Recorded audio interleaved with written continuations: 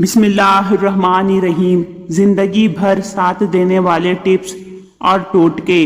कांटा निकालने का तरीका। अगर जिस्म में कहीं भी कांटा पेवस्त हो गया हो और किसी सूरत ना निकलता हो तो अंडे की सफेदी में थोड़ी सी फिटकरी मिलाकर इस जगह बांध दीजिए। इंशाअल्लाह कांटा थोड़ी देर में निकल आएगा। ये एक बेहतरीन घरेलू इलाज है।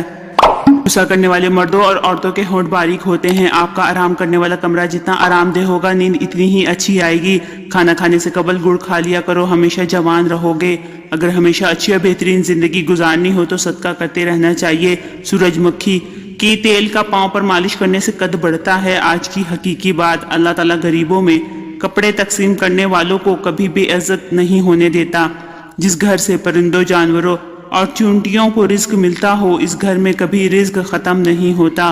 वो घर जिसके सेहन से दरख्त काट दिया जाए, वो घर कभी आबाद नहीं होता।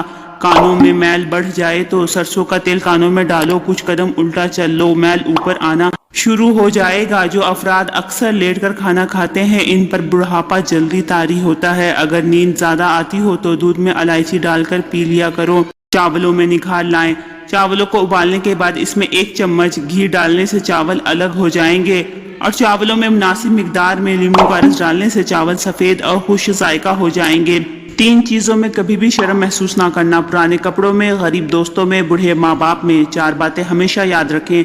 इस शख्स को बदलने की कोशिश ना करें जो खुद ही बदलना नहीं चाहता।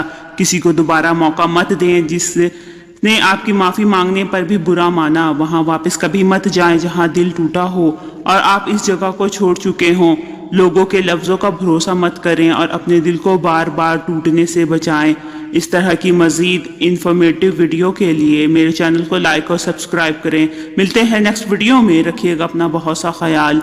अल्लाह हाफिज।